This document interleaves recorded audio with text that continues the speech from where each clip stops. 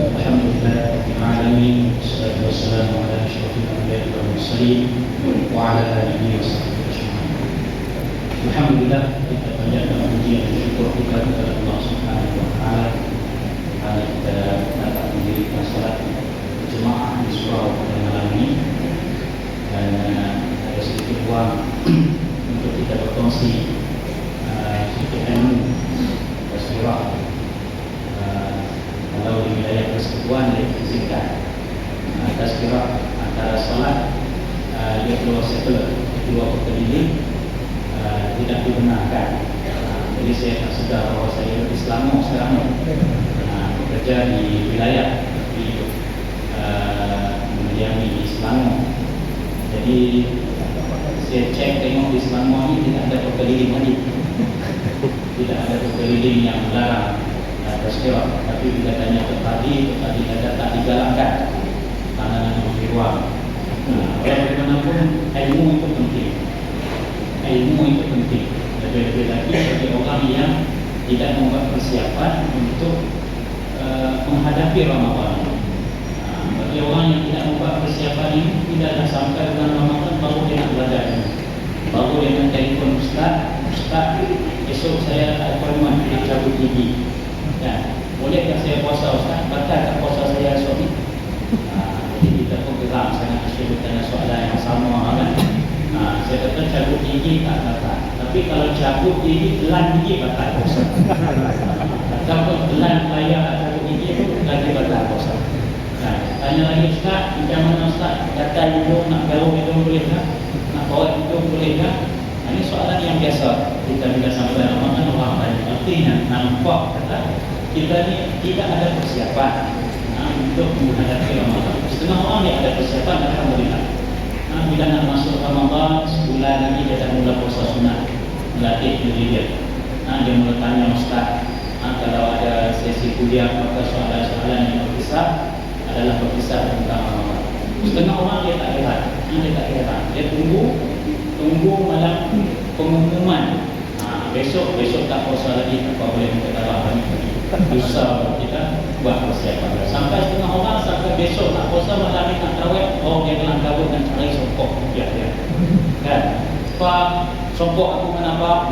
Dia mula cari songkok. Sebelum tu dia tak tahu. Kan? Songkok dia tu sampai kalau malam Ramadan nak kena terus dulu. Terus pasal lapor-lapor banyak sangat anak kan. Spiderman ada 3 orang. Ada lapor-lapor ada songkok gitu kan. Maka Spiderman pun boleh bermusyawarah. Dia kata anak bulan dah nampak belum? Lapor-lapor bermusyawarah kita lagi seperti lapor-lapor. Kan? Penyimpan buku besar raja-raja dah istirahat puasa belum? Puasa besok ke lusa? Dia kata lusa kita boleh tidur lagi atas songkok. Kalau malam besok tak boleh. Kali-kali kita merebut dengan bros dia. Artinya tuan-tuan dan puan, kita tidak ada persiapan untuk nak menyambut Ramadan sehingga tertahan. Maka saya sokonglah ada sedikit peringatan, ada sedikit tazkirah yang diberikan kepada kita tak panjang, 15 minit, 20 minit, fair lah, supaya orang pun nak buat ibadah ni tarawih, baca Al-Quran dan sebagainya. Karena sekarang ini kita berada di bulan madrasah Ramadan, ataupun disebut sebagai bengkel ataupun universiti atau apa saja istilah yang digunakan oleh ulama untuk mentarbiyat diri kita sendiri dalam bulan Ramadan, untuk menjadikan diri kita orang yang bertakwa. Sebab itu apabila kita sampai bulan Ramadan, maka para ulama, para pengkuliah selalu menyebut tentang matlamat Ramadan itu, iaitu untuk membentuk ketakwaan. Maka sebulan bulan Ramadan ini tuan-tuan, silibusnya, modulnya adalah untuk kita membawa diri kita ke arah ketakwaan, ke arah kecintaan kepada Allah Subhanahu wa taala.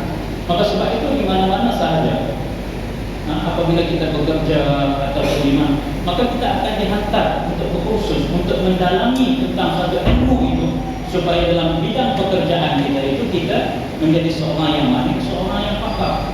Kalau kita nak jadi polis umpamanya, maka kita akan dihantar berkursus pusat latihan polis. Maka akhir keluar, maka jadi polis. Kalau nak jadi bomba, hantar pusat latihan bomba, maka keluar jadi mahir dalam kebobaannya. Nak nak jadi jururawat, nak jadi misi, maka hantar tempat khusus misi, maka lahir keluar nanti orang yang mahir dalam bidang kejururawatan. Kan? Mana ada orang masuk komando, khusus latihan komando, keluar komando jadi misi, dia jururawat. Tidak jadi. Ataupun dia masuk latihan kejururawatan, keluar jadi komando dia. Jangan. Maka tidak jadi, tak tercapai matlamat kita masuk madrasah, masuk latihan. Maka tuan-tuan dan puan-puan, semua hari ini kita masuk dalam kursus Ramadan ini, tuan-tuan. Maka akhirnya nanti ialah ketakwaan. Kalau kita besok tak keluar daripada madrasah Ramadan, keluar tak jadi takwa, artinya kita fail, kita gagal dalam madrasah Ramadan ini, kita tak mencapai matlamat. Maka sebab itu Allah Subhanahu wa taala menjadikan pada diri kita ini satu cabaran, yaitu nafsu. Untuk kita mencapai hakikat ketakwaan ini, kita perlu mencapai dua cabaran, yaitu satu nafsu, yang satu lagi ialah syaitan. Sebab itu Rasulullah SAW sebut, Iza ja'a Ramadan, Iza ja'a syahru Ramadan, Futihat abwabul jannah, wa ghulifat abwabun nar, wa sulsilatis syayatin, atau wa sufidatis syayatin. Dirantai syaitan. Maka orang tanya, Ustaz, kan bulan Ramadan syaitan telah dirantai, kenapa masih banyak orang tak berpuasa? Kenapa masih banyak orang rasuah lagi? Kenapa masih orang banyak tikam ekor lagi? Karena pada dirinya itu syaitan manusia masih ada. Tuan-tuan, kalau kita merujuk pada kita, apakah yang dikatakan syaitan? Kalau kita tengok dalam jam al-wasif, syaitan ini adalah masyutina. Artinya apa benda sesuatu yang sangat jahat, minal jinni wan nasi, di kalangan jin dan juga di kalangan manusia. Syaitan ini, tuan-tuan, dia boleh terdiri di kalangan jin dan boleh terdiri di kalangan manusia. Masyutina, ini barang yang sangat jahat. Kalau jahat sikit-sikit, kalau malam surau orang sembahyang tarawih, dia curi slipper, kan? Orang pinjam slipper belah sini, dia ambil untuk, dia tinggal belah sana, kawan nak balik, dah ada dia letak. Kan? Ini kemalannya surah Al-Quran ni pasal slipper selalu hilang. Itu orang jahat juga, tapi jahat dia tak sampai martabat syaitan tadi. Kalau jahat martabat syaitan ini, rompak sana, rompak sini, rasuah sana, sini, kan, pecah rumah orang, tipu orang berjuta-juta, berbilion-bilion, itu jahat sampai martabat syaitan. Maka Rasulullah SAW kata, apabila sampai bulan Ramadan, wasul silatus syayatin, diikatkan syaitan ini. Yang dimasukkan ini, kata ulama, syaitan-syaitan yang diikat ini minanna, syaitan yang dijadikan daripada api, yaitu syaitan daripada jin. Syaitan daripada jin. Kita pun tak nampak macam mana Allah SWT mengarahkan malaikat mengikat syaitan-syaitan di kalangan jin ini. Karena kalau kita nampak syaitan di kalangan jin ini diikat, apabila nak masuk Ramadan, confirm orang ramai malu surau ini. Kan, takut. Nak pergi ambil untuk dengan mencokong atas kolak tu kan. Maka tak berani.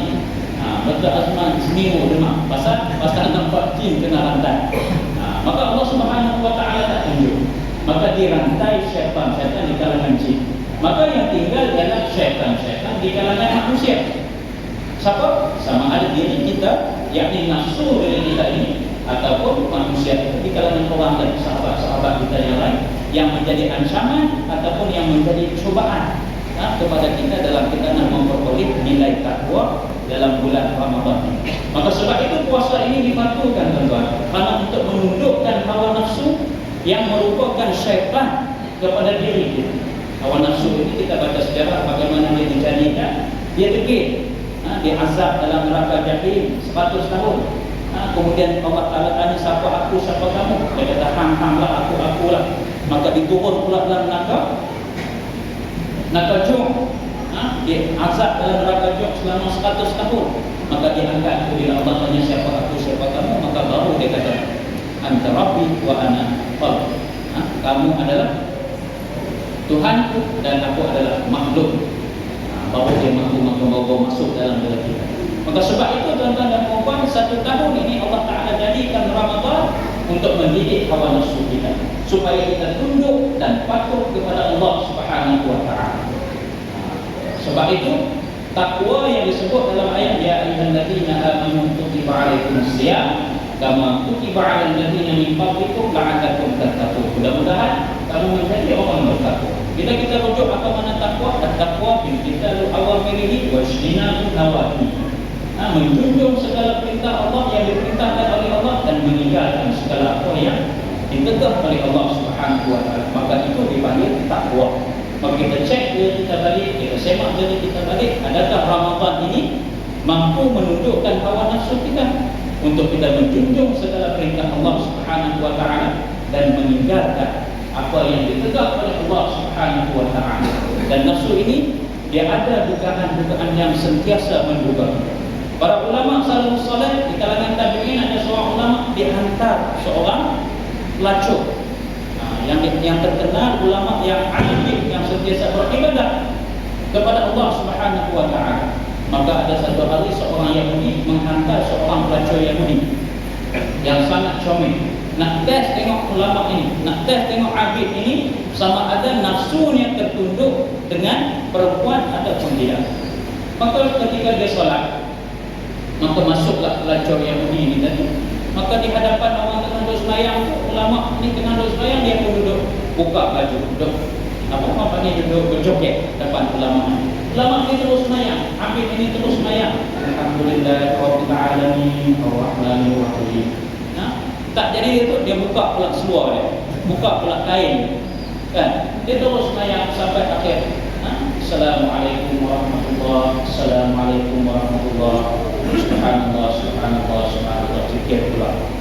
Itu amid yang hatinya, yang nafsunya hanya takut dan tunduk kepada Allah Subhanahu wa taala. Kalau anak saya tuan-tuan nak membuat, belum buka baju mau itu goyang saja, alhamdulillah tahiyatul mubarakatuh. Kan? Kalau baca Al-Fatihah duduk tahiyat. Pasal buka duduk goyang kan, duduk nari kan kita kan. Kalau syekh ni tadi kalau dah buka baju, buka kain pun subhanallah, subhanallah. Kalau anak letak semua, masya-Allah, masya-Allah, masya-Allah. Kan? Tak tahan kita tuan dengan godaan karena nafsu yang berada dalam diri kita ni tuan, tidak tunduk dan tidak takut kepada perintah Allah Subhanahu wa taala. Jadi tuan-tuan dan puan, saya tak boleh panjang bagi tuan-tuan dan puan beramal ibadah dan istiqamah tuan-tuan yang penting. Istiqamah dalam bulan Ramadan. Kan, di samping kita mempertingkatkan amalan kita. Bulan Ramadan, bulan Al-Quran, banyak baca Al-Quran. Banyak baca Al-Quran. Satu hari azam kita untuk kita habis satu juzuk Al-Quran. Satu juzuk Al-Quran. Dia orang kata tak ada masalah Ustaz. Kan, tak ada masalah yang kita sibuk bekerja. Dan macam mana kita boleh kata kita sibuk? Kan, Al-Quran ini tentuan satu juzuk bagi orang yang fasih 20 ke 30 minit. Kalau kita lihat macam kita ni tuan-tuan, 40 ke 40 minit satu juzuk satu hari. Kan? Kalau tuan-tuan tak boleh nak habis satu juzuk dalam tempoh satu masa, tuan-tuan bagi satu hari 5 masa. Macam mana caranya? Sudah kita sembahyang subuh, kita baca satu muka surat. Satu muka surat artinya satu helai artinya 2 muka surat. Satu juzuk ni dia ada 20 muka surat. Artinya kalau satu waktu kita sembahyang 20 muka surat artinya 10 helai. 10 helai artinya satu waktu kita baca 2 helai. 2 helai. Selepas subuh 2 helai, selepas zuhur 2 helai, selepas asar 2 helai, lepas maghrib 2 helai, lepas isyak atau lepas kawat 2 helai. Maka satu hari kita boleh satu juzuk. Tuan-tuan cuba amalkan. Artinya 30 hari ataupun sebulan kita bulan Ramadan ini kita boleh khatam satu Al-Quran. Itu azam kita tuan-tuan. Ada orang lebih hebat daripada kita tuan-tuan. Orang yang paling hebat dalam khatam Al-Quran ini selain pada Rasulullah ialah Sayyidina Utsman dengan Imam Asy-Syafi'i. Sayyidina Utsman, Imam Syafi'i dia khatam satu Al-Quran dalam 2 rakaat solat. Kan? 2 rakaat solat dia boleh khatam 30 juzuk Al-Quran. Artinya ada orang boleh buat. Kita tak payah ambil 2 rakaat solat khatam. Kita ambil 30 hari ataupun sebulan bulan Ramadan ini untuk kita khatam Al-Quran. Macam mana Imam Syafi'i buat? Satu rakaat solat 15 juzuk dia baca. 15 juzuk. Artinya, 2 rakaat artinya 30 juzuk. Boleh kan Pak? Kan, kita bukan 1 rakaat 15 juzuk, 15 tahun 1 juzuk. Kan? Tak mampu kita. Tapi kita kena istiqamah dan kita kena berterusan. Mudah-mudahan azam yang tinggi, insya-Allah Allah Subhanahu wa taala memberikan kekuatan kepada kita untuk kita merubah diri kita dalam bulan Ramadan. Tapi tak boleh start malam ni jadi tak apa nak jadi. Dia kena azam dia itu. Sebelum Ramadan itu sudah ada azam. Kan? Tapi malam ini pun boleh cuba. Tuan-tuan selepas sembahyang ambil buatlah untuk baca Al-Quran dalam lebih kurang 10 minit. Kalau orang laju lah baca 10 minit kan. Dia kerja 45 minit kan, kerja dengan duduk di pinggiran kita, kerja di rawat kan, 1 jam naik kereta kan. Boleh lelaki pasal dunia. Kan, ni pasal akhirat kita tak berapa nak nampak. Lama Ustaz 10 minit ni. Kita pun tak larat. Tengok Ustaz pun 3 jam kan. Dulu kan tengok Gusti. Dan untuk kita berdua tengok orang Gusti ya. Tapi baca Quran kita tak larat. Itu satu cabaran yang kita lontarkan kepada tuan-tuan, pada diri sendiri untuk kita azam, untuk kita mempertingkatkan amal ibadah kita di bulan Ramadan ini untuk menjadi yang lebih bertakwa. Kita tak nak sama kita Ramadan kita yang lalu dengan Ramadan kita pada tahun ini. Aku lupa lihat, astagfirullahaladzim. Assalamualaikum warahmatullahi wabarakatuh.